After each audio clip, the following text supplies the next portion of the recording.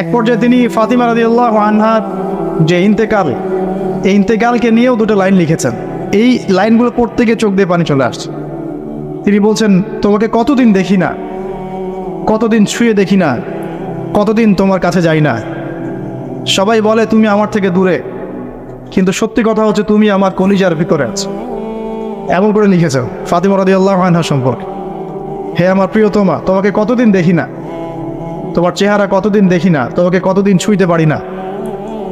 হ্যাঁ, সবাই বলে তুমি আমার থেকে দূরে চলে গেছো, কিন্তু আমি জানি তুমি আমার কলিজার বক্ষ পিঞ্জরে আছো, লিখেছে কবিতে। তো আপনারা একটু পড়াশোনা করবেন। স্পেশালি আমি আপনাদের এনকারেজ করি যে চার খলিফার জীবনী অবশ্যই পড়বেন। চার খলিফার জীবনী পড়বেন, সাহাবীদের জীবনী পড়বেন। তারা কিভাবে দিন শিখেছেন, বুঝেছেন, পালন করেছেন, প্রচার করেছেন, দিনের জন্য কত ত্যাগ স্বীকার করেছেন, এগুলো পড়বেন। আমি খুব রিকোয়েস্ট করি আপনাদেরকে যে আপনারা ইতিহাস পড়বেন। রাসূল সাল্লাল্লাহু আলাইহি ওয়াসাল্লামের জীবনী থেকে শুরু করে একদম অটোমান এম্পায়ার পর্যন্ত ইতিহাসগুলো পড়ে দেখেন কিভাবে ইসলাম আজকে এই জায়গায় আসছে। আপনি চিন্তাই করতে পারবেন কত চড়াই উতরাই পেরিয়ে যে ইসলাম আজকে এই জায়গায় আসছে, আপনি চিন্তাই করতে পারবেন। প্রিয় ভাইয়েরা, আমাদের নবীজি সবচেয়ে ভালো মানুষ হওয়া সত্ত্বেও তাকে কিন্তু গালি খেতে হয়েছে এবং হত্যার চেষ্টাও করা হয়েছে। মনে রাখবেন, শুধু সৎ কাজের আদেশ করার নাম ইসলাম নয়, শুধু আংশিক বিষয় পালন করার নাম ইসলাম নয়, অসৎ কাজের নিষেধের নামও ইসলাম, এবং আল্লাহ নিষেধগুলো ছেড়ে দেওয়ার নামও ইসলাম। আল্লাহ পাক এটাই বলছে সূরা বাকারার 84-85-তে, তোমরা কি কিতাবের কিছু অংশ মানো, কিছু অংশ মানো না। ফামা জাযাউ মা ইয়াফআলু যালিকা ইল্লা খিজয়ুন ফিল হায়াতিদ দুনিয়া, দুনিয়াতেই আমি লাঞ্ছিত করে দেব এমন অপরাধ করলে। ইয়াউমাল কিয়ামা ইউরাদ্দুনা ইলা আশাদ্দিল আযাব, কিয়ামতের মাঠে সবচেয়ে যন্ত্রণাদায়ক শাস্তি এদেরকে দেওয়া হবে। কাদেরকে? যারা কিতাবের কিছু অংশকে মানি, কিছু অংশ মানি না। পারি না পারি, আগে আকীদা পরিষ্কার রাখবো যে ইসলামের প্রত্যেকটা বিষয়ে হেদায়েত আছে, এটাই চূড়ান্ত দিন। এর বাইরে কোনো দিন আল্লাহর কাছে গ্রহণযোগ্য হবে না। কেউ চর্চা করলে তা কোশ্চিনকালও কবুল করা হবে না। এবার আসেন, এর ভিত্তি কি? এর ভিত্তি হচ্ছে দুইটা। কয়টা? দুইটা। দুইটা থেকে আরও দুইটা এসেছে, এই দুইটা হচ্ছে মূল। নবী সাল্লাল্লাহু আলাইহি ওয়াসাল্লাম বলছেন, তারাকতু ফিকুম আমরাইন, আমি তোমাদের মাঝে রেখে গেলাম মাত্র দুটো বস্তু। কয়টা বস্তু? দুটা বস্তু। লান তাদিল্লু মা তামাসসাকতুম বিহিমা, তোমরা কোশ্চিনকালেও পথভ্রষ্ট হবে না যতদিন পর্যন্ত এই দুটাকে আঁকড়ে ধরে থাকবে। কোন দুটা? এক নাম্বার আল কিতাবুল্লাহ, আল্লাহর কিতাব। দুই নাম্বার ওয়া সুন্নাতে নবীহি, তার নবীর সুন্নত। তো কোরআন এবং সুন্নত মিলেই কোরআন এবং হাদিস নয় কি? আচ্ছা, এখন আমাদের সামনে নবীজি নাই, আমাদের সামনে সাহাবায়ে কেরাম নেই, আমাদের সামনে তাবে তাবেঈন, চার ইমাম কেউই নাই, ওলামায়ে কেরাম আছেন, আর আমাদের সামনে আছে কোরআন এবং হাদিসের কিতাবগুলো। এই তো ইসলাম আমরা দেখছি, তাই না? এর বাইরে তো আমরা দেখতে পাচ্ছি না। সাহাবীরা না হয় সরাসরি নবীকে দেখে দিন পালন করেছে, তাই না? তারপরের জেনারেশন সাহাবীদেরকে দেখে করেছে, তারপরের জেনারেশন তাবেঈদের দেখে করেছে। আমরা তো কাউকেই দেখতে পাচ্ছি না। আমরা দেখছি কোরআন এবং হাদিসের কিছু কিতাব এবং ওলামায়ে কেরাম সামনে আছে। এই তো, এই দুইটা হচ্ছে ভিত্তি। এখন এখান থেকে আরও দুটো এসেছে, একটা হচ্ছে ইজমা, একটা হচ্ছে কিয়াস। এই দুটোও ইসলামের। অনেকে বলে ইজমা কিয়াস ইসলামে নাই, কোরআন সুন্নায় এই দুটাই। ইজমা এবং কিয়াস গুরুত্বপূর্ণ, কারণ ইজমা, সাহাবীদের ইজমা, এটা একটা খুব গুরুত্বপূর্ণ জিনিস, এবং কিয়াস ছাড়া আপনি অনেক মাসালা বের করতে পারবেন না। ইয়াবার শব্দ কোরআনে আছে না নাই? ইয়াবা নাম শুনেছেন? শোনেন নাই? না শুনলেই ভালো। তো এই শব্দটা কি কোরআনে আছে নাকি? নাই। কোরআনে মাদকের কথা আছে। কিসের কথা? মাদক। এখন কিয়াস দরকার নাই। এই যে একটা মাসআলা, একটা মূলনীতিকে কেন্দ্র করে আরেকটা মাসআলাকে বের করা, ইস্তেহাদ করার যে মূলনীতিগুলো, এগুলো কিয়াস থেকে আসে। এটা কিয়াস। এটা ছাড়া আপনি অনেক মাসআলাই বের করতে পারবেন না সমসাময়িক। তো অবশ্যই কোরআন, সুন্নাহ, ইজমা, কিয়াস চারটাই লাগবে। এখন কথা হচ্ছে, এইগুলো তো আর আমরা সরাসরি পালন করতে পারবো না। পারবো? বুঝাচ্ছি, একটু বোঝেন। মনে করেন সামনের দিনগুলোতে দেখবেন বিট কয়েন আসবে। কি কয়েন? হয়তো অলরেডি অনেক কান্ট্রিতে চলেও আসছে। এখানে কতদিন এটা লঞ্চ হবে আল্লাহ ভালো জানেন, কিন্তু বিট কয়েন মার্কেটে আসছে। এটাকে ক্রিপ্টোকারেন্সি বলে। কি বলে? পেপার মানি নিয়ে যে কথাগুলো বলেছিলাম, কিছু তো ফলেছে নাকি ভাই? কিছু তো ফলেছে। আচ্ছা, সামনে আরও ফলবে ইনশাআল্লাহ। সাস্টেইনেবল অ্যাসেট যেগুলো আছে, সেখানে সম্পদ ইনভেস্ট করেন। আপনার জমি জমা থাকলে চাষবাস করা শুরু করেন। সাস্টেইনেবল অ্যাসেট যেগুলো, সেগুলোতে ফোকাস করেন। এমন কোনো জায়গায় অনেক বেশি সম্পদ ইনভেস্ট করে দিয়েন না যেটা পরে আপনার মানে পথে বসার কারণ না হয়ে যায় আবার। তো ক্রিপ্টোকারেন্সি মনে করেন চলে আসছে, এখন আপনি বোঝেন না ক্রিপ্টোকারেন্সি কী জিনিস, সেটা হালাল না হারাম, এটা জায়েজ না জায়েজ, এগুলো মাসালা কি সবাই জানে? জানে কি? এটার জন্য কোরআন সুন্নাহর জ্ঞান লাগবে, ইকোনমিক্সের জ্ঞান লাগবে না, পড়াশোনা লাগবে। এখন সরাসরি কোরআন এবং হাদিসের বইগুলো চর্চা করে আপনি কি এর সমাধান বের করতে পারবেন কি না? পারবেন? আপনার কি সেই জ্ঞান আছে, যোগ্যতা আছে? আর সেই যোগ্যতা কি সবার আছে? অল্প কিছু মানুষের থাকতে পারে, যারা ওলামায়ে কেরাম তাদের এই যোগ্যতা তাদের মধ্যেও হয়তো কিছু মানুষের নাও থাকতে পারে না, কিন্তু বরেণ্য ওলামায়ে কেরাম যারা, তাদের মাঝে এগুলো থাকবে ইনশাআল্লাহ। এখন আপনি কি করবেন? কোরআন সুন্নাহকে পালন করার স্বার্থে ওলামায়ে কেরামের দ্বারস্থ হবেন এবং তাদের কাছে মাসলা মাসাইলগুলো জেনে নেবেন। তাহলে আপনি একা একা চর্চা করে বিভ্রান্ত হওয়ার সুযোগ থাকবে, এই বিষয়টা খেয়াল রাখবেন। এখন নতুন কিছু ফিতনা আসছে যে কিছু মানুষ, সবাই না, অল্প কিছু মানুষ কোরআন সুন্নাহ নিজে নিজে পড়াশোনা করেই সব কিছুর সমাধান বের করতে চাচ্ছে। এটা ঠিক না। সব কিছুর সমাধান বের করতে হলে মুস্তাহিদ হতে হবে, আর সবাই মুস্তাহিদ হতে পারবে না। সবাই কি আবু হানিফা রাহিমাহুল্লাহ হতে পারবে নাকি?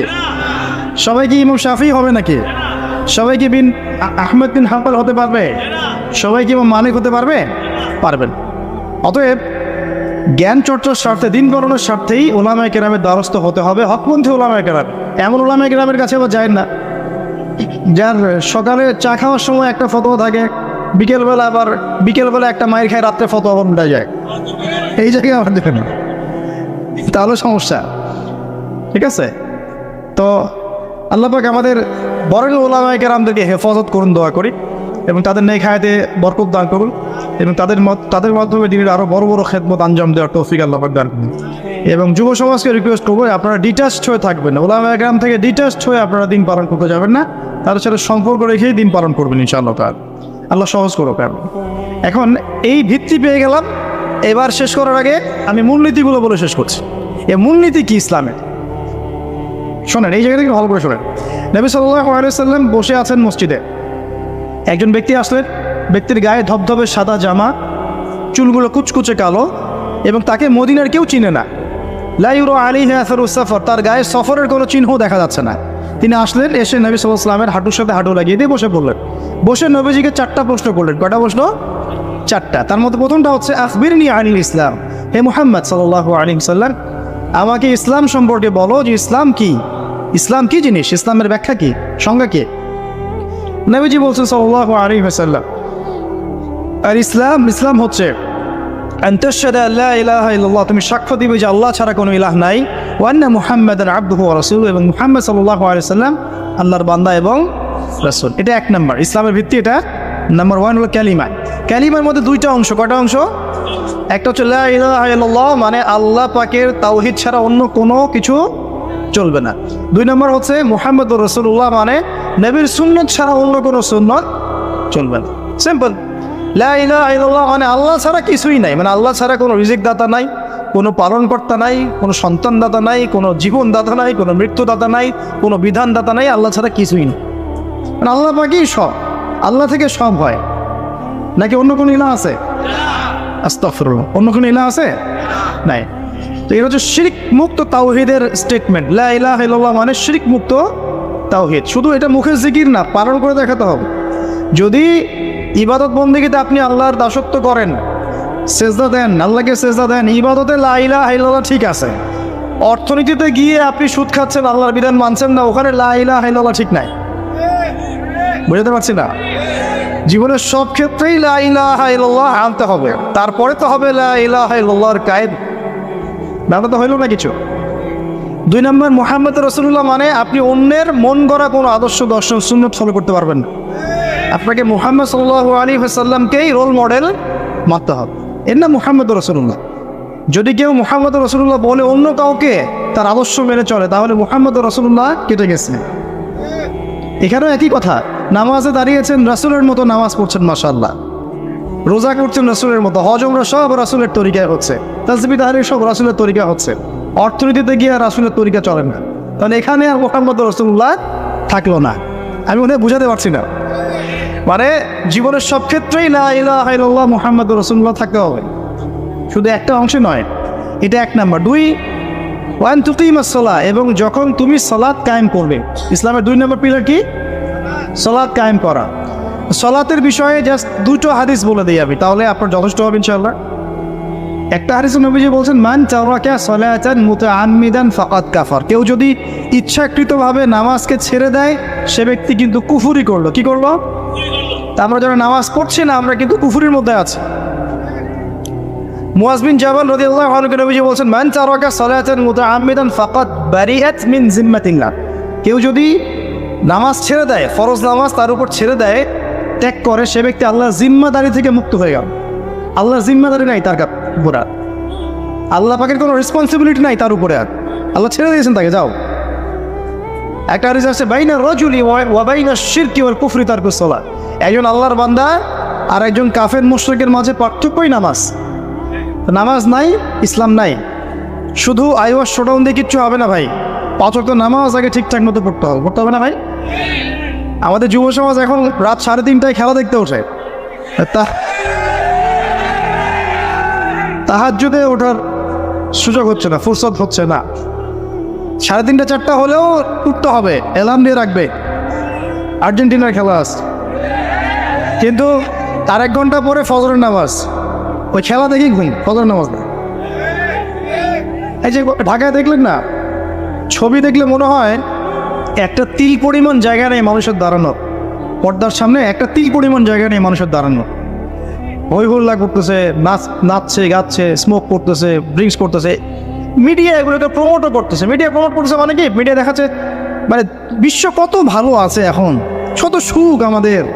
হ্যাঁ, আমাদের সুখী সুখ, খালি সুখে সমৃদ্ধ জীবন যাপন করতেছে, খেলা দেখতেছে, নাচতেছে নাকি। অথচ দেখেন ইকোনমিক সেকশনের কি অবস্থা, দেখেন কি অবস্থা দেশ। এই যে আমাদের সমাজের, যুব সমাজের নৈতিকতার অবস্থাগুলো দেখেন, ধর্ষণের হার দেখেন, জেনার হার দেখেন, মাদকাসক্ত মানুষদের হার দেখেন, কত হারে মানুষ মাদক খাচ্ছে, পরকীয়ার হার দেখেন, ব্লু ফিল্মসের হার দেখেন। ওদের ভাবছেন এমন যে খুব সুখ আমার জীবনে, খেলো আর খেলো। খেলার দলিল তো কোরআনে আছে তো। হ্যাঁ, আল্লাহ পাক বলছেন এই দুনিয়ার জীবনটা হচ্ছে খেল তামাশার দোকান। খেলার দলিলও কোরআনে তো আছে। ওমা হাদিহিল হায়াতু দুনিয়া ইল্লা মাতাউল গুরুর, এরকম একটা আয়াত আছে সূরা হাদীদের মধ্যে। আল্লাহ পাক আছে, আল্লাহ পাক বলেছেন যে ইলামু, তোমরা জেনে রাখো, আন্নামাল হায়াতু দুনিয়া লাইবু ওয়া লাহু, তোমরা জেনে রাখো যে এই পুরো দুনিয়ার জীবনটাই খেল তামাশা। ওয়া লাহু, ঠাট্টা, হাসি ঠাট্টা, মানে এটা কি বলে বাংলা দিয়ে, ভ্রম, মায়া, মোহ, ভ্রম।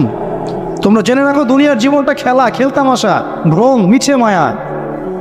ই'লামু আন্নামাল হায়াতু দুনিয়া লাইবু ওয়া লাহু ওয়া জিনাতুন ওয়া তাফাখুরুন বাইনাকুম ওয়া তাকাসুর, এবং দুনিয়ার জীবন হচ্ছে একে অপরের সাথে প্রাচুর্যের প্রতিযোগিতা।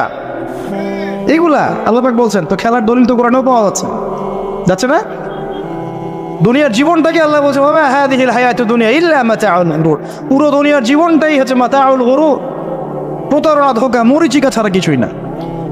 আর প্রমোট করা হয় যে বিউটি কন্টেস্ট হচ্ছে, মনে হচ্ছে কত সুখ আমাদের। হ্যাঁ, মেয়েরা একদম নগ্ন হয়ে ফ্যাশন শো করছে, প্রমোট করছে, দেখো এগুলো সবাই কি সুন্দর জিনিস, কত সুখ, কত সুখে আছি আমরা। খেলতেছে মানুষ, দেখো ব্রাজিল আর্জেন্টিনা খেলা হচ্ছে, কত সাপোর্টার, কত সুখ, কত মজা, কত লাজ্জাত দুনিয়াতে। হ্যাঁ, মানে কি প্রমোট করতেছে দেখেন। মানে রিয়েলিটি, একটা কথা বলেছে অনেক লেকচারে যে এই ফিতনাময় যুগ, দাজ্জালের যে যুগটা হবে না, ওই যুগে বাস্তবতা আর ভিজুয়াল ওয়ার্ল্ড হবে আকাশ পাতাল পার্থক্য। মানে যা আপনি দেখবেন সেটা সত্য না, ভিতরের বিষয়টা সত্য, যেটা আপনি দেখতে পাচ্ছেন না। যা আপনি দেখবেন সেটা সত্য না, যা সত্য তা আপনি দেখতে পাচ্ছেন না। এটা হবে দাজ্জালের যুগ। কেমন? খিদিরের মতো।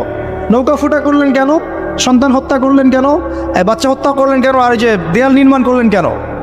3টা ক্ষেত্রে মুসা আলাইহিস সালাম ভ্যাটো দিচ্ছেন, খিদির আলাইহিস সালাম বলছেন যে এর পিছনে কারণ আছে না? দাজ্জালের যুগটা এমন হবে, বাহ্যিকভাবে যেটা দেখছেন চোখ দিয়ে এটা সত্য নয়, ভিতরে যেটা আছে ওটা সত্য। ভিতরটা সবাই দেখতে পারবে না, দেখতে হলে খিদির হতে হবে। ভিতরটা হচ্ছে যে সমাজ তো ডিস্ট্রয়েড, ম্যাসাকার হয়ে গেছে, সমাজের কাঠামোই ভেঙে গেছে আমাদের। এখন নারী পুরুষের যে ফাংশন চেঞ্জ হয়ে গেছে, ধর্ষণের হার দিন দিন বেড়ে গেছে, ইফটিজিং বেড়েছে, বেপরতামি বেড়েছে, নগ্নতা বেড়েছে, মাদক বেড়েছে, পরকীয়া বেড়েছে, কচি কচি বাচ্চা কাচ্চা মেয়েগুলোকে ধরে ধরে ধর্ষণ করা হচ্ছে। সমাজের কাঠামোই চেঞ্জ হচ্ছে, সমাজের সমকামিতা বেড়েছে, প্রচুর সমকামী, খেলতামাশা, দুনিয়ার জীবনটা খালি খেলতামাশা। আর আমাদের এই যুব সমাজ যাদের হাতে ইসলামের ভবিষ্যৎ আছে, ওদেরকে এইদিকে মহাগ্রস্ত করে রেখে দেওয়া হচ্ছে। এরা নামাজ পড়ে না, কোরআন তেলাওয়াত করে না, আলেম ওলামার সাথে কোনো সহবত নাই, কোনো সম্পর্ক নাই, হাদিসের কিতাব নাই বাসায়, দাড়ি নাই, ইসলামিক লেবাস পোশাক নাই, ইসলামিক মূল্যবোধ নৈতিকতা নাই, আল্লাহ রাস্তায় সময় দেওয়ার কোনো মানসিকতা নাই। এই যুবক ছেলেপেলেগুলোকে নিয়ে নাচতেছে মিডিয়া। কি করবে এরা দেশের জন্যে?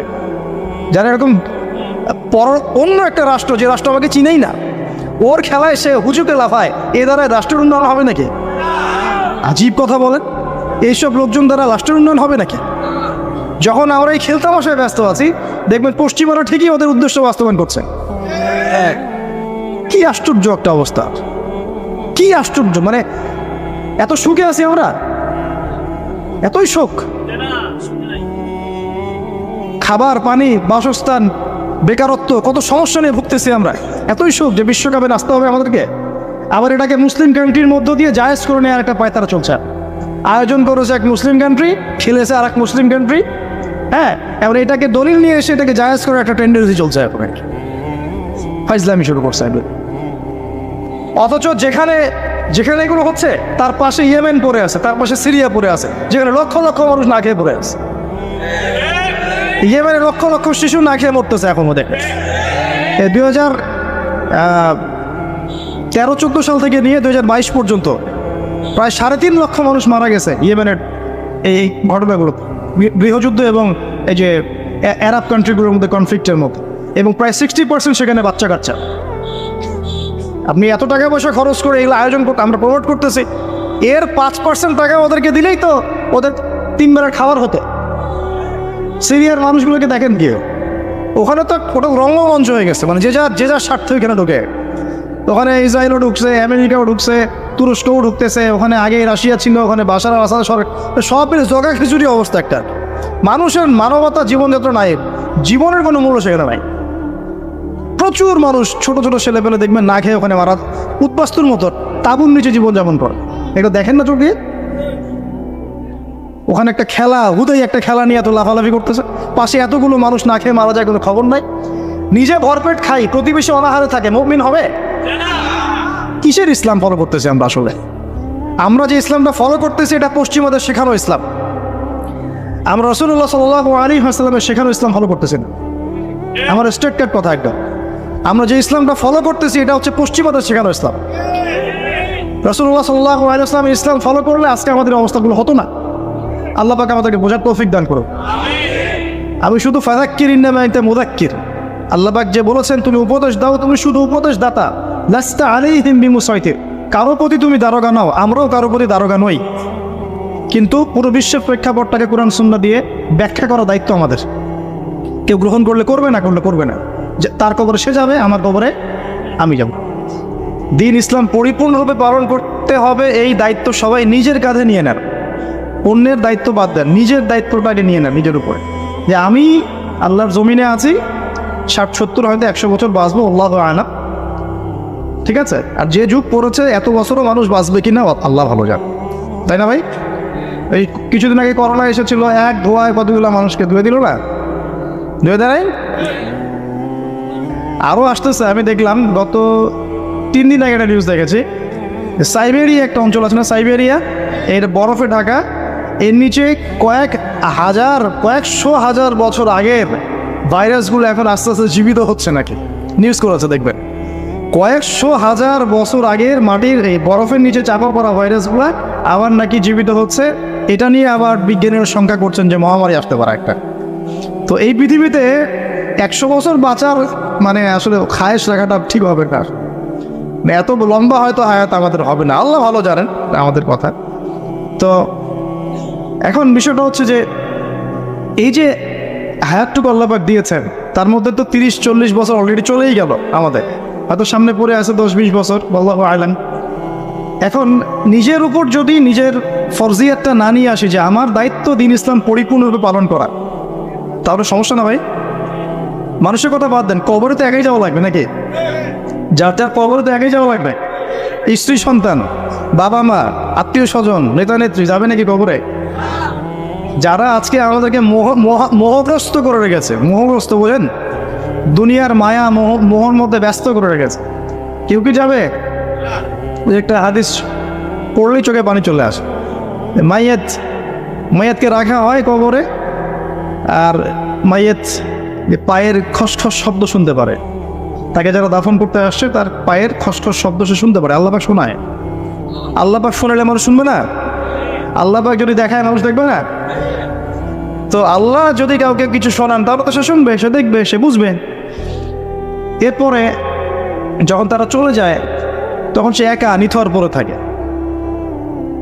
যদি মুমিন ব্যক্তি হয় তাহলে মাথার দিক থেকে নামাজ আসবে, এই যে ডান দিক থেকে যাকাত, বাম দিক থেকে রোজা, পায়ের দিক থেকে অন্যান্য সৎ আমলগুলো এসে তাকে সঙ্গ দিবে। ফেরেশতারা প্রশ্নোত্তর পর্ব করবেন, সে ইনশাআল্লাহ তাআলা বুক ফুলি উত্তর দিয়ে দিবে ইনশাআল্লাহ। এখন দেখেন, এই যে প্রশ্ন করা হবে মান রব্বুক, কে তোমার রব? দুনিয়াতে যে আল্লাহর দিনই পালন করছে না সে কি উত্তর দিতে পারবে নাকি? মান রব্বুক, কে তোমার রব? আল্লাহর সাথে দুনিয়াতে শিরিক করছে, তো শিরিকের পাপে থাকলে কি মান রব্বুক উত্তর দিতে পারবে? জিজ্ঞেস করা হবে মা দিন, তোমার দিন কি? যে দিন ইসলাম আংশিক মানে, আংশিক মানে না, উত্তর দিতে পারবে? আল্লাহ পাক বলছেন উদখুলু ফিস সিলমি কাফা, তোমরা পরিপূর্ণরূপে ইসলামে প্রবেশ করো। আল্লাহ কি বলছেন আংশিক রূপে প্রবেশ করো? বরং আংশিকতার শাস্তি আল্লাহ পাক বলছেন। সূরা বাকারা পড়ে দেখেন 85 নম্বর আয়াত, নাম্বার বলে দিলাম 84-85। আল্লাহ বলছেন আফাতুমিনুনা বিবাদিল কিতাবি ওয়া তাকফুরুনা বিবাদ, তোমরা কি আল্লাহর কিতাবের কিছু অংশ মেনে চলবে আর কিছু অংশকে ছেড়ে দিবে? ফামা জাযাউ মান ইয়াফআলু যালিক ইল্লা খিজয়ুন ফিল হায়াতিদ দুনিয়া, যারা এরকম আদর্শে চলবে, কিতাবের কিছু অংশ মানি, কিছু অংশ মানি না, আল্লাহ বলছেন দুনিয়াতেই তাদেরকে লাঞ্ছিত করে দিব আমি। এই যে পুরো বিশ্ব জুড়ে মুসলিমদের উপর লাঞ্ছনা আসে নাই, এইটাই কারণে আসছে। আমরা কিতাবের কিছু অংশ মানি, কিছু অংশ মানি না। কিতাবের কিছু অংশ আমরা মানি ঠিকই, কে বলছে নামাজ রোজা হজ যাকাত আমরা মানি না? আমরা মানি তো, কিন্তু সুদটা ছাড়তে জানেন দেখেন মানে কিনা? এই সুদের করাল গ্রাসে এই পুরো বিশ্বের অর্থনৈতিক সিস্টেমটা এখন হুমকির মুখে পড়ে আছে। এই যে প্রবাসীরা আপনারা এখানে আছেন অনেকে, আপনাদের রেমিটেন্স থেকেই তো চলে রিজার্ভ, এটা একটা অন্যতম সোর্স। যারা ইকোনমিক সেকশনে পড়াশোনা করেন বা করেছেন তারা জানেন, বুঝবেন এগুলো। তো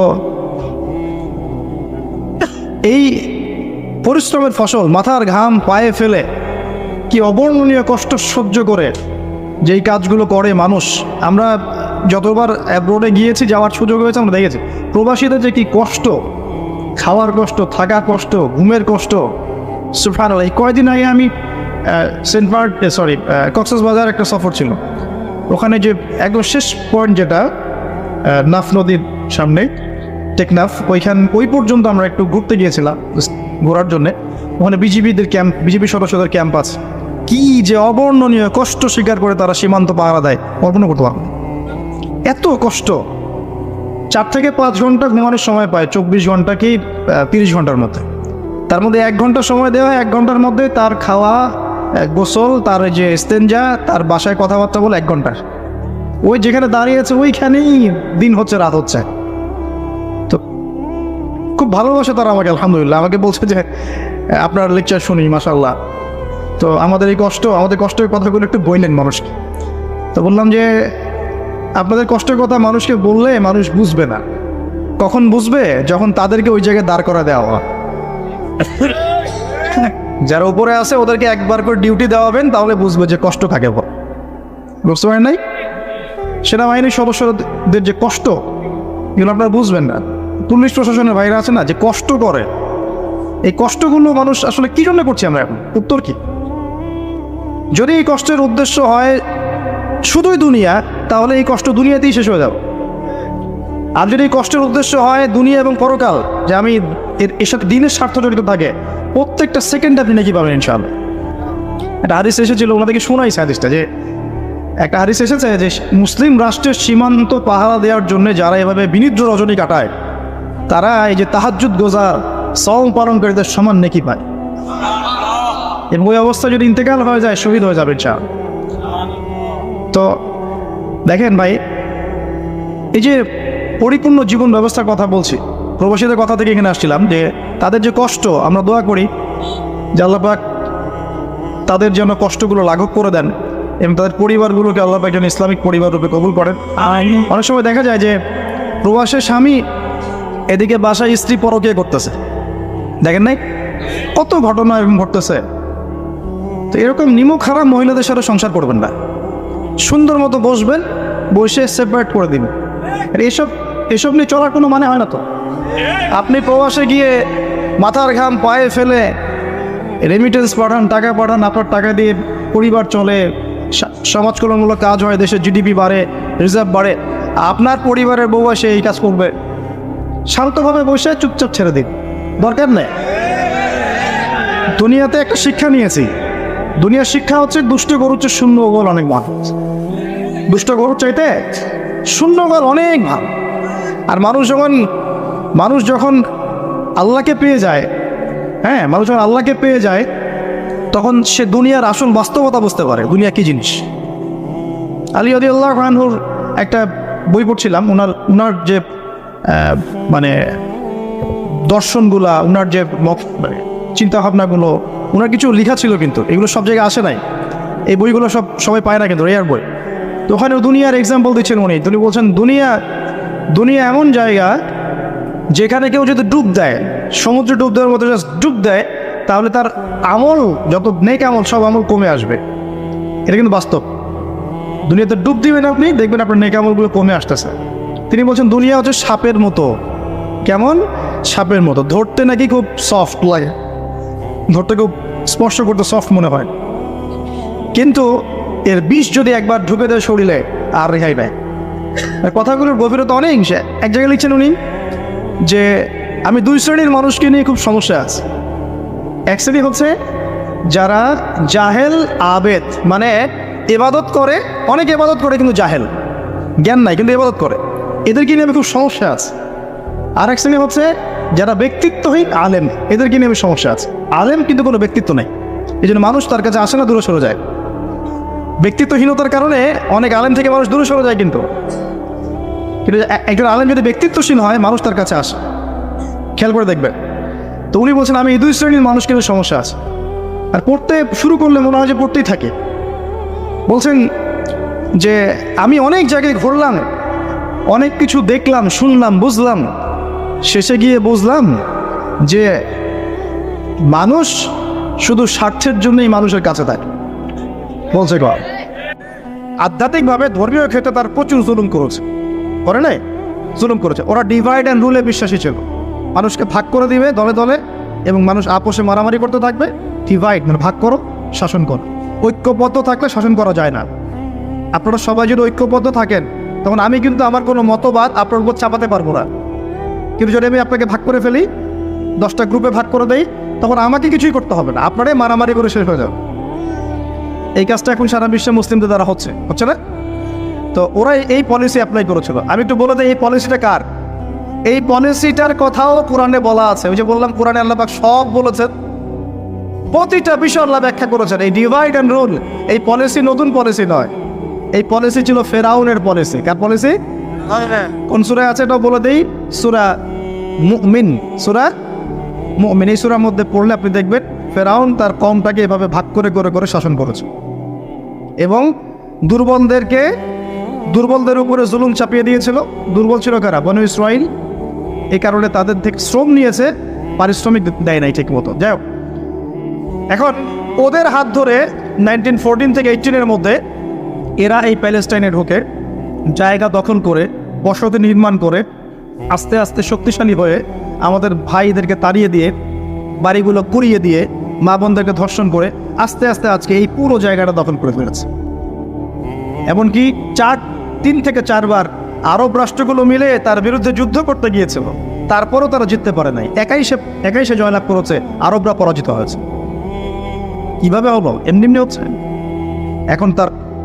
এখন তার জায়গা আছে, ল্যান্ড আছে, সে ল্যান্ড এক্সপেন্ড করতেছে, সে সেখান থেকে ইকোনমি শক্ত করেছে, পলিটিক্যাল ভিত্তি শক্ত করেছে, ওয়ার্ল্ড অ্যাফেয়ার্সকে সে নিয়ন্ত্রণ করছে, ফাইন্যান্স তার হাতে, প্রযুক্তি তার হাতে।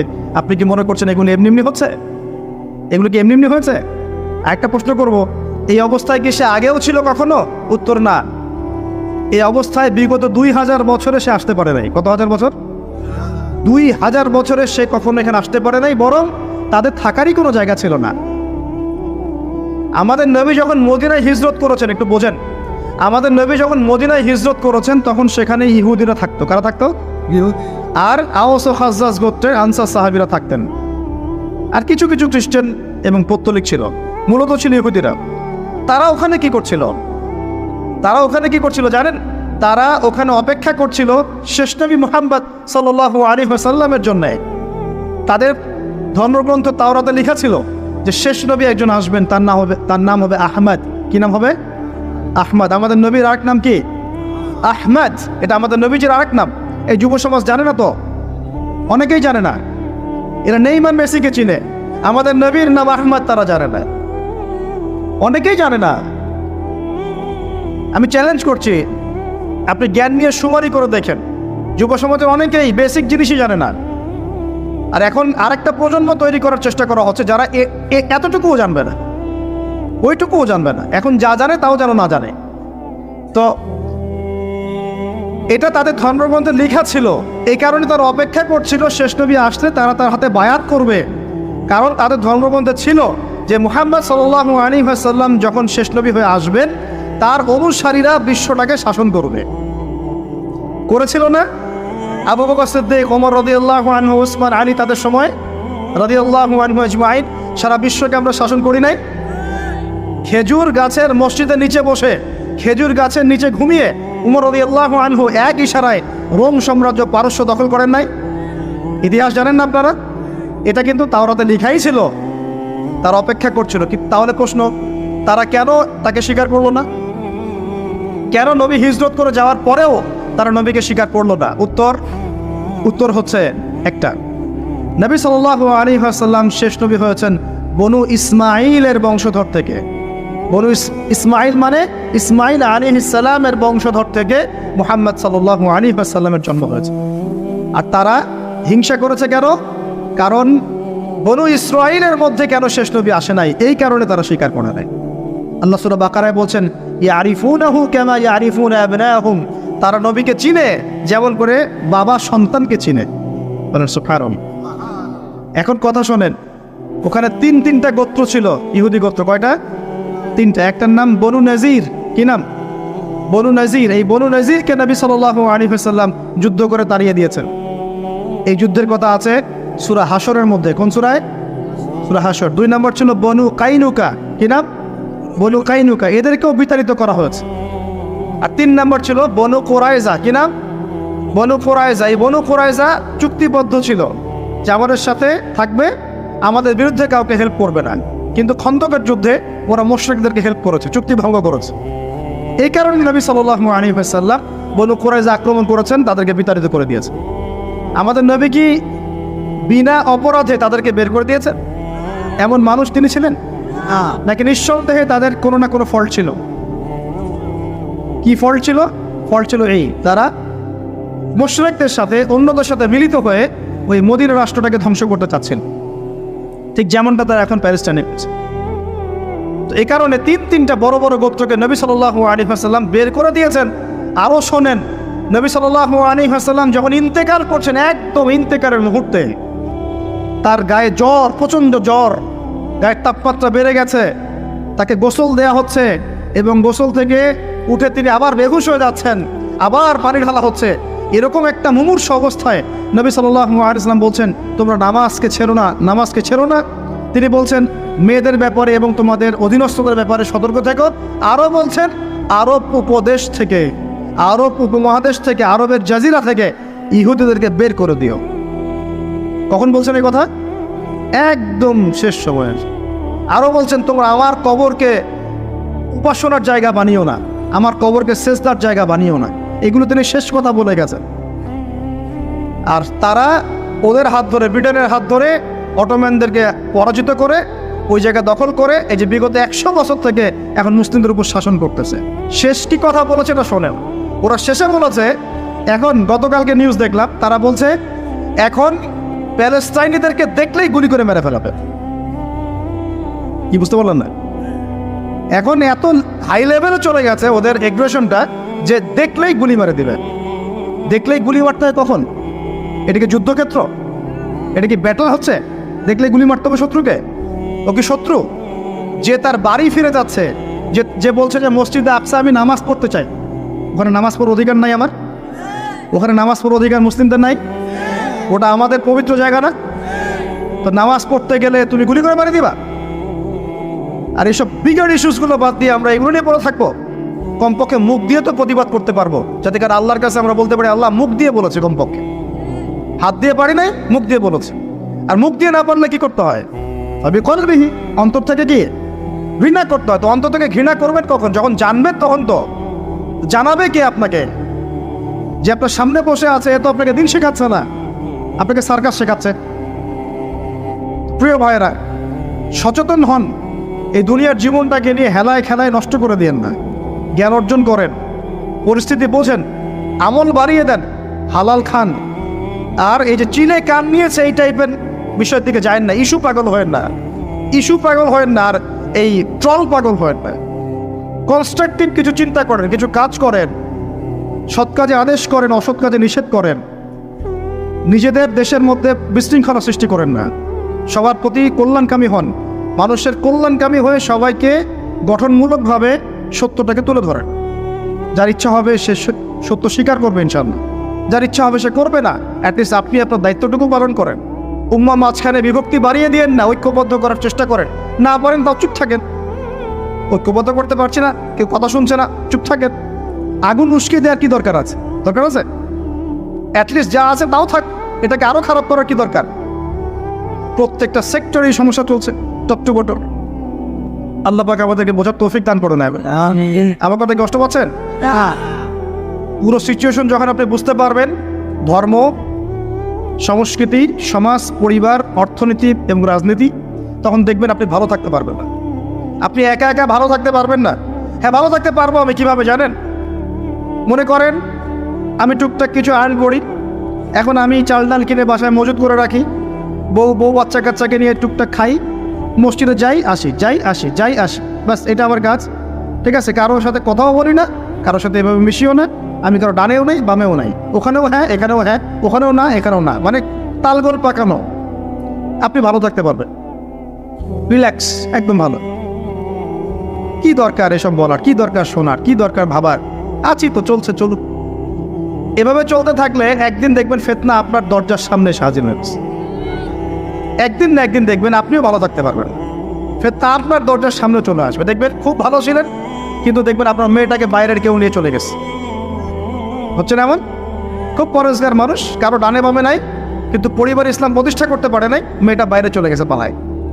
ছেলেটা দেখবেন মদের আসরে বসে আছে। ঠিক আছে, নিজের বাচ্চার ভবিষ্যৎ ঠিক নাই, অনেক সমস্যা। শোনেন প্রিয় ভাইরা, নিজে একা একা ফিতনা থেকে বেঁচে থাকা যাবে না। ফিতনা থেকে বেঁচে থাকা যাবে না, দলিল কোরআনেই আছে, ওয়াত্তাকু ফিতনাতান লা তুসিবান্নাল্লাযীনা যালামু মিনকুম খাসসা। আল্লাহ বলছেন তোমরা সেই ফিতনা থেকে বেঁচে থাকো। আল্লাহর কথা শোনেন, আল্লাহ পাক বলছেন তোমরা সেই ফিতনা থেকে বেঁচে থাকো, যে ফিতনা শুধু জালেমদের উপর খাস করে আসবে না, মানে সবার উপরেই আসবে। বলেন তো, সুদের ফিতনা সবার উপরে আসে নাই? আসে নাই? এই যে এক সময় ঘুষটা খুব অপরাধ মনে করা হতো, যে ঘুষ ছি, মানুষ দেখলে কি, জানলে কি বলবে। আস্তে আস্তে আস্তে আস্তে ইউজ টু হয়ে গেলাম, এখন স্বাভাবিক হয়ে যাচ্ছে দিন দিন। হ্যাঁ, দেওয়াই লাগে, নেওয়াই লাগে। এখন ফতোয়া জিজ্ঞাসা করতেছে যে আমার যোগ্যতা ছিল আর এক ভাইয়ের যোগ্যতা ছিল না, তো এখন যদি আমি আমার যোগ্যতা বলে চাকরিটা পাওয়ার জন্য একটু ঘুষ দেই, জায়েজ হবে কি না? তখন আবার ফতোয়া দিয়েছে হ্যাঁ জায়েজ হতে পারে। এই জায়গায় চলে আসছি আমরা, এখন ইউজ টু হয়ে গেছে। আগে একটা ছিল যে ধর্ষণ, অল্প কিছু হলে মানুষের মধ্যে একটা এগ্রেশন কাজ করতো, মানুষ বিচার চাইতো, মানুষ আন্দোলন করতো, অনেক কিছু করতো। আস্তে আস্তে ইউজ টু, হ্যাঁ হয়, দেশে 10-20টা হয় প্রতিদিন। আগে ছিল একজন ব্যক্তি যদি চুরি করতো, খুব চক্ষু লজ্জা, চুরি করেছে কেউ জানলে কি হয়ে যাবে। এখন কোনো সমস্যা নাই, সবাই তো করতেইছে, সবাই তো চুরি চামারি করে, আমি করলে কি সমস্যা? আগে ব্যবসা করতো মানুষ, মাপে কম দিলে একটু চক্ষু লজ্জা কাজ করতো, যে কেউ দেখে ফেললে, জেনে ফেললে কি হবে না হবে। এখন সবাই করে, আমিও করি, মানে যে সবাই করে আমিও করি, আস্তে আস্তে সব ইউজ টু করে ফেলা হয়েছে। প্রথম প্যালেস্টাইন ইস্যুগুলো নিয়ে মানুষ খুব উদ্বেগ ছিল, হ্যাঁ ওটা আমাদের জায়গা, এটা আমাদের ফেরাতে হবে, ফেরানোর চেষ্টা করতে হবে, ইত্যাদি ইত্যাদি। আস্তে আস্তে আচ্ছা ঠিক আছে, আস্তে আস্তে হ্যাঁ ঠিক আছে, ইউজ টু। ওদেরই তো, ওরা শক্তিশালী, আমরা দুর্বল, এরকম হয়েছে। আস্তে আস্তে এই যে অবস্থা, এতে করে শুধু এক শ্রেণীর মানুষ এফেক্টেড হবে না, পুরো উম্মার সবাই এফেক্টেড হবে। আস্তে আস্তে এই সমস্যাগুলোর ফলাফল আপনার আমার বাসার দরজায় যদি না আসছে, নাম বদলে ফেলবো ইনশাআল্লাহ। সবার দরজায় এই ফিতনাগুলো আসবে। এখন আমি একটা হাদিস শুধু আপনাদেরকে বলবো আজকে। এই একটা হাদিস থেকে আমি আলোচনা গুটিয়েও নিব এবং শেষের দিকে আমি কিছু স্পেশাল নসিহত করব আগামী রমজানের জন্য। কিসের জন্য? মনে আছে রমজানের কথা? এতটুকু যে আলোচনা শুনলেন তাতে একটা জিনিস আপনার কাছে স্পষ্ট, যে পুরো বিশ্বের প্রেক্ষাপট কিন্তু ভালো না এবং মুসলিমদের অনুকূলে না। এই জায়গায় নাকে তেল দিয়ে সবাই ঘুমিয়ে যাওয়ার ইবাদত করবে, এই সুযোগটা নাই। এখন প্রথমে জ্ঞান অর্জন করতে হবে। কী করতে হবে? জ্ঞান অর্জন, তারপর সচেতনতা, তারপর বেশি বেশি আমল করা, নিজের হায়াতটাকে মূল্যায়ন করা। এরপর দরকার হবে আমার পরিবারটাকে আগে ঠিক করা। কী করা? আগে পরিবার ঠিক করা, নিজের পরিবারের জিম্মাদারি আগে। তারপরে আমার রিজিকের সোর্সটাকে হালাল করে তোলা। এরপরে আমি আমার সাধ্যমতো সৎ কাজে আদেশ করব, অসৎ কাজে নিষেধ করব এবং উম্মার মধ্যে বিভক্তি বাড়াবো না, ফিতনা বাড়াবো না, বরং সাধ্য থাকলে, ক্ষমতা থাকলে আমি এখানে প্রবলেম সলভ করার চেষ্টা করব। আর আমরা আপোষে একটা কান্ট্রির মধ্যে একে অপরের সাথে লড়াই সংঘাতে যাব না। যদি যাই তাহলে কি হবে? উভয়ের মাঝখানে ইউনিটি নষ্ট হয়ে যাবে, আমাদের শক্তি কমে যাবে, হাওয়া বেরিয়ে যাবে, যা ভালো আছে ওইটাও থাকবে না। আল্লাহ পাক আমাদের সবাইকে কথাগুলো একটু বোঝার তৌফিক দেন। সর্বপ্রথম আল্লাহর কাছে দোয়া করি আল্লাহ পাক যেন আমাদের সবাইকে জানা অনুযায়ী আমল করার তৌফিক দান করেন এবং আমি যা বলছি তার উপর আগে আমাকে আমল করার তৌফিক দান করেন এবং আপনাদের মধ্যে যারা বুদ্ধিদীপ্ত মানুষ তাদের কলবের মধ্যে কথাগুলো আল্লাহ পাক পৌঁছে দেন। একজন মানুষও যদি পুরো বিষয়গুলো বুঝতে পারে এবং তার দ্বারা যদি আগামীতে কোনো খেদমত হয়, আমি সফলের চান, আমরা সফল। আমরা প্রত্যেকটা জায়গায় যদি একটা করে দিনের মার্কাজ প্রতিষ্ঠান গড়ে তুলি, প্রত্যেক জেলায় যদি একটা করেও এমন আলেম তৈরি হয়, একজন করেও, যে কুরআন সুন্নাহর জ্ঞানকে দিয়ে ওয়ার্ল্ডকে চ্যালেঞ্জ করতে পারে, আমরা সফল ইনশাআল্লাহ। এটাই যথেষ্ট। একজন। ইমাম বুখারী রাহিমাহুল্লাহ এর উস্তাদ বলতেন যে আমার এই দার্সের মধ্যে যদি এমন একজন ব্যক্তি বের হয় যে নবীর হাদিসগুলোকে মানে সহি জয়ীফ জাল এগুলোকে বাছাই করে সহিগুলোকে আলাদা করে ফেলবে, হ্যাঁ, আমার আজকের দার্স সফল। ইমাম বুখারী রাহিমাহুল্লাহর কলবে কলিজায় এই কথাটা এত দাগ কেটেছিল যে তিনি পরবর্তীতে সেই ছাত্র হয়ে দেখিয়েছে। একজনই যথেষ্ট, ভালো নেতা একজন যথেষ্ট, তাই না? উমর রাদিয়াল্লাহু আনহু কয়জন ছিলেন? একজন না দুজন? আবু বকর কয়জন হয়েছে? উসমান কয়জন হয়েছে? আলী ইবনে আবি তালেব কয়জন? একজন যথেষ্ট। একজন কি পাওয়া যাবে আজকে ইনশাআল্লাহ? যে কথাগুলো বুঝবে এবং আমল করবে, অনেক জ্ঞান অর্জন করবে ইনশাআল্লাহ, আমল করবে, পরিবার করবে, হালাল খাবে এবং সুন্নতের উপর থাকবে, সত্যটাকে সত্য বলে স্পষ্ট করবে, কাউকে ভয় করবে না, মিথ্যাকে মিথ্যা বলে স্পষ্ট করবে, কাউকে ভয় করবে না, ফিতনা বাড়াবে না, কমানোর চেষ্টা করবে, ব্যক্তিত্বশীল হবে, ইসলামকে হাসি ঠাট্টার পাত্র বানাবে না, ব্যক্তিত্ব সম্পন্ন হবে এবং ইনশাআল্লাহ তাআলা সারা জীবনের লক্ষ্য স্থির করবে যে আমার জীবনের লক্ষ্য হচ্ছে আল্লাহর দ্বীনকে প্রচার করা, প্রসার ঘটানো, প্রতিষ্ঠার চেষ্টা করা। একজন পাওয়া যাবে ইনশাআল্লাহ? কে রাজি আছেন বলেন? বাকিরা রাজি নাই? আচ্ছা, আলহামদুলিল্লাহ, আল্লাহ পাক কবুল করেন বলি আমিন। বিসমিল্লাহির রহমানির রহিম। এবার হাদিসটা শুনেন। নবী সাল্লাল্লাহু আলাইহি ওয়াসাল্লাম বলেছেন, বলেন সাল্লাল্লাহু আলাইহি ওয়াসাল্লাম,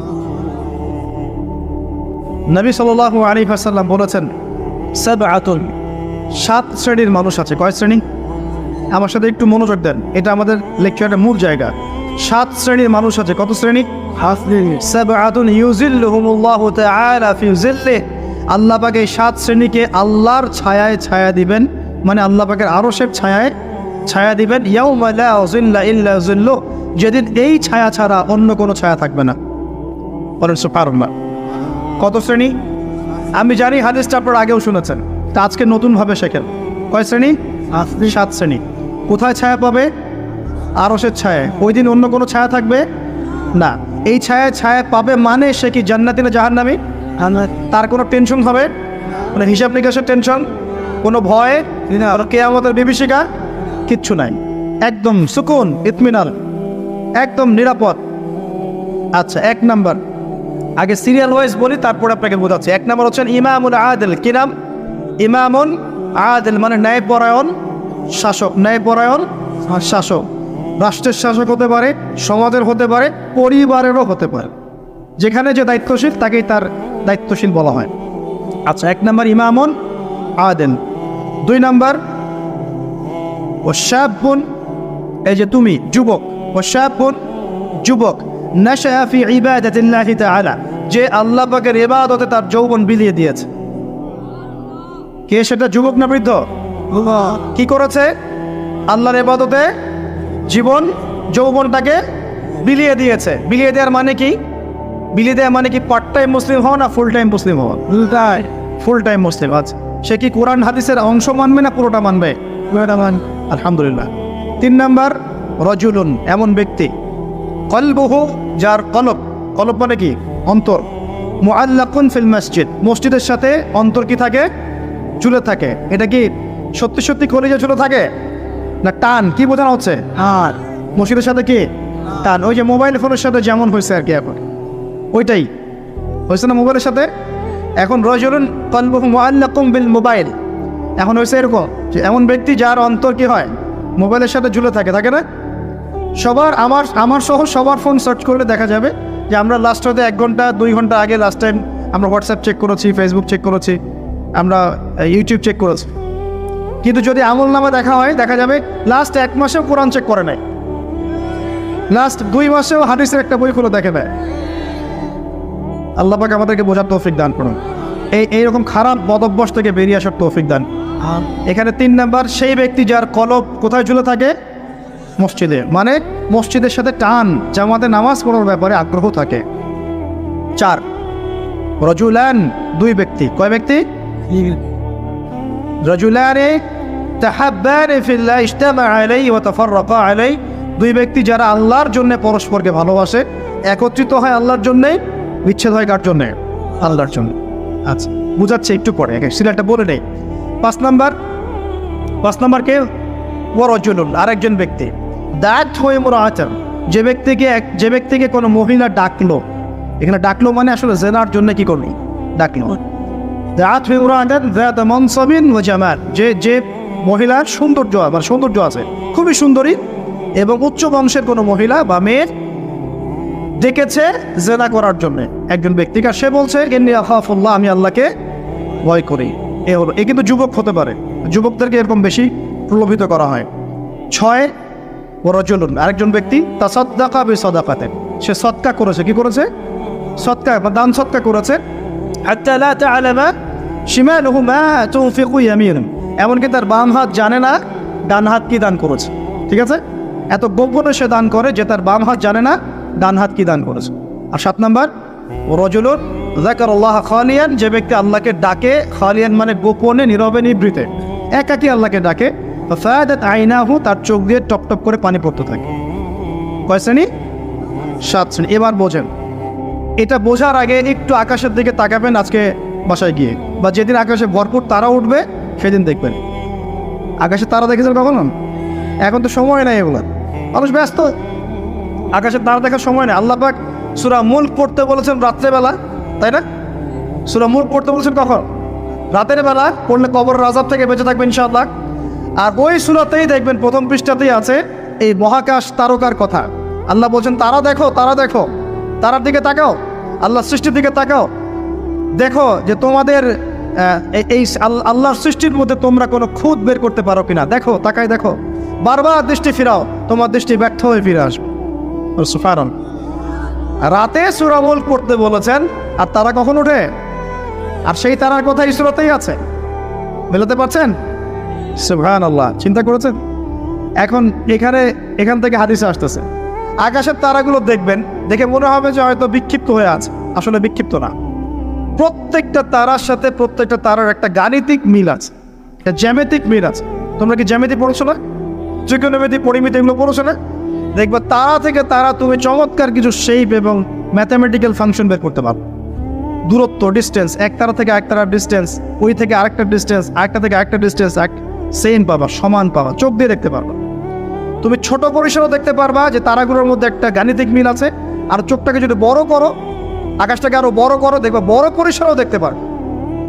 ঠিক যেমন কোরআনের সূরাগুলো এবং হাদিসগুলোকে যদি এবং কোরআনের সূরাগুলোকে, আয়াতগুলোকে যদি এভাবে তারার মতো করে মেলানো যায়, একটার সাথে আরেকটা হেদায়েত খুঁজে পাওয়া যায়। কি পাওয়া যায়? ঠিক একইভাবে হাদিসগুলোকে যদি একটার সাথে একটা মেলানো হয়, তখন একটা সুন্দর হেদায়েত বের হয়ে আসে। একটা এক্সাম্পল থেকে বুঝতে পার। ইসলাম, আল্লাহ পাক বলছেন সূরা মাইদার 3 নম্বর আয়াতে ইসলামকে পরিপূর্ণ করেছে। কি করেছে? ইসলামকে পরিপূর্ণ করেছে। আবার আল্লাহ পাক বলছেন সূরা আলে ইমরানে গিয়ে, এই পরিপূর্ণ দিন বাদ দিয়ে কি তোমরা অন্য কোনো দিন তালাশ করছো? আবার আল্লাহ পাক সূরা আলে ইমরানের শুরু থেকে নিয়ে গিয়ে বলছেন এই পরিপূর্ণ দিনই আল্লাহর কাছে একমাত্র দিন।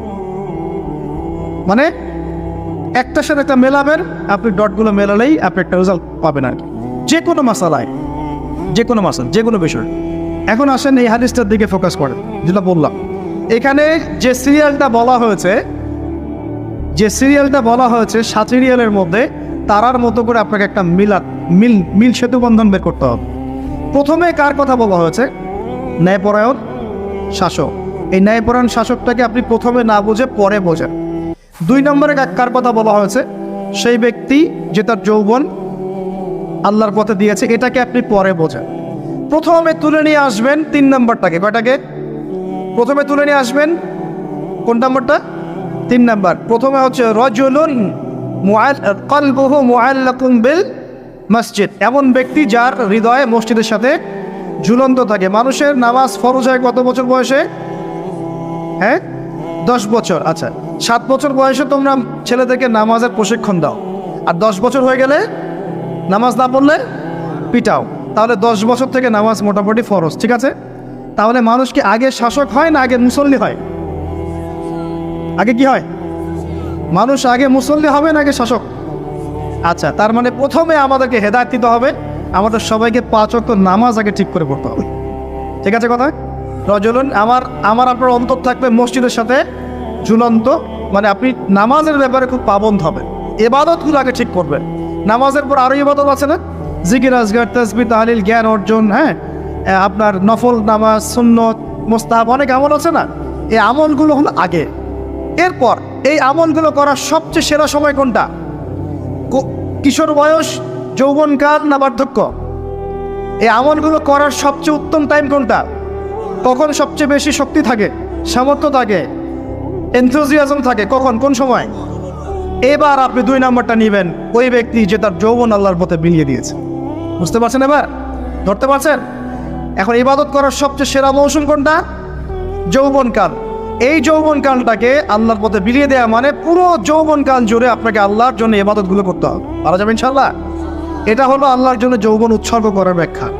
এবার আসেন, যৌবনকালের সবচেয়ে বড় ফেতনা কোনটা? চরিত্র ঠিক রাখা। কোনটা? কথা বুঝতে পারছেন না? এই তো সবাই যুবক, যৌবনকালের সবচেয়ে বেশি সমস্যা হয় কিসে? চোখে। কিসে? চোখে, লজ্জাস্থানে, চোখে, চরিত্রে। এটা স্বাভাবিক। আমরাও যুবক, যৌবনকালের সবচেয়ে বেশি প্রবলেম হয় কিসে? মেয়েদেরকে নিয়ে, চোখের সমস্যা, মনের সমস্যা, চরিত্র হেফাজতের সমস্যা। এই কারণে আপনি এখন এই 7টার মধ্যে এটাকে নেবেন। সেই ব্যক্তি আরশের ছায়া পাবে যাকে কোনো মেয়ে ডেকেছে জেনার জন্য, সে বলেছে আমি আল্লাহকে কি করি? ভয় করি। তার মানে আগে ইবাদত ঠিক করবেন, তারপরে যৌবনকাল আল্লাহর পথে ইবাদত করে কাটাবেন, আর এই যৌবনে সবচেয়ে বেশি কেয়ারফুল থাকবেন চরিত্র হেফাজতের ব্যাপার। আরিস, বুঝতে পারছেন? আচ্ছা, এবার আসেন, এখন এই চরিত্র হেফাজত করার সবচেয়ে সেরা পদ্ধতি কি? বিবাহ শাদী না? চরিত্র হেফাজত করার সবচেয়ে সেরা পদ্ধতি কি? কারণ মানুষের যৌন চাহিদা আছে, ভালোবাসার প্রয়োজন আছে, আর স্ত্রীর দরকার আছে। মানুষের মধ্যে সবচেয়ে বেশি আকর্ষণ দেওয়া হয়েছে কার প্রতি? নারীর প্রতি। অতএব একজন পুত পবিত্র নেককার মেয়ে আমি চাই, তাই কিনা? আমরা সবাই চাই। এখন এ কারণে এই হাদিসের মধ্যে এটা নেবেন, ওই 2জন মানুষ, কোন 2জন? 2জন ছেলেও হতে পারে, 2 মেয়েও হতে পারে, আবার ছেলে মেয়েও হতে পারে, যারা একে অপরকে ভালোবাসে। কার জন্যে? মানে পবিত্র ভালোবাসা, অপবিত্র জেনা নয়, পবিত্র ভালোবাসা, এবং মিলিত হয় আল্লাহর জন্যে। বিচ্ছেদ ঘটে কার জন্যে? আল্লাহর জন্যে। আপনি স্ত্রীকে বাসায় গিয়ে তার সাথে মহব্বত করছেন, আল্লাহর জন্য মিলিত হচ্ছেন, তাই না? আবার যখন আপনি দিনের জন্য বা দিনের কোনো কাজে বা ভালো কোনো কাজে রিজিকের সন্ধানে বের হয়ে যাচ্ছেন, আল্লাহর জন্য ছেড়ে চলে আসছেন, তাই না? তো এই যে দেখেন, চরিত্র হেফাজত করার কথা যেমন এখানে আছে হাদিসে, আবার এটাও আছে চরিত্র কিভাবে হেফাজত করবেন, পবিত্র ভালোবাসার মধ্য দিয়ে। আল্লাহ পাক তৌফিক দান। তো পবিত্র ভালোবাসা কোথায় পাবেন? বিবাহ শাদী। এরপর কি লাগে? এরপর লাগে আমাদের অর্থনীতি। কি লাগে? অর্থনীতি লাগে না? এখানে আছে অর্থনীতির বিষয়। শোনেন, রজুলুন তাসাদ্দাকা বিসাদাকাতিন, এক ব্যক্তি সদকা করেছে, এত গোপনে যে বাম হাত জানে না ডান হাত কি সদকা করেছে। এখানে অর্থনীতির বিষয় নাই। ইসলামিক অর্থনীতির মূল বিষয় হচ্ছে দান, সাদাকা, যাকাত, ব্যবসা, এগুলো। ইসলামিক অর্থনীতির মূল কি? দান, সাদাকা, বিজনেস, ব্যবসা এবং যাকাত। আরও কিছু বিষয় আছে কিন্তু এগুলো মৌলিক। এর বিপরীতে বর্তমান বিশ্বজুড়ে চলমান হারাম অর্থনীতির মূল ভিত্তি হচ্ছে সুদ বা রিবা। সুদ বা রিবা। কোনটা হালাল কোনটা হারাম? সুদ হালাল নাকি ইসলামিক বিষয়গুলো হালাল? এখানে এই হাদিসের মধ্যে আপনি অর্থনীতি পেয়েছেন না? তার মানে পরিবার গঠন করার পরে আপনাকে হালাল অর্থনীতির মধ্যে থাকতে হবে, এবং দান সদকা হচ্ছে ইসলামিক অর্থনীতির একটা বেস। এই অংশটুকু আমি শেষে আরেকবার অল্প করে ব্যাখ্যা করবো, আগে শেষ করে দেই। এটা হলো 5। 6 নাম্বার, তাহলে দুনিয়াতে চলার জন্য অর্থনীতির সাথে আর কি সম্পৃক্ত? রাজনীতি। কি সম্পৃক্ত? রাজনীতি। এই কারণে এখানে বলা হচ্ছে ইমামুন আদেল, ন্যায়পরায়ণ শাসক। যদি ন্যায়পরায়ণ শাসক চলে আসে তাহলে একটা পুরো দেশ সমাজ এক আল্লাহর বিধান অনুযায়ী চলবে না? সবাই ভালো থাকবে না? সবার জীবনযাত্রার মান নিশ্চিত হবে না? জুলুমের ভিত্তিগুলো উপরে যাবে না? এবং সবাই দুনিয়াতেও সফল, পরকালেও সফল হবে কিনা? এই কারণে বলা হচ্ছে ন্যায়পরায়ণ শাসক। আরও হচ্ছে ছায়া ছায়া পাবে।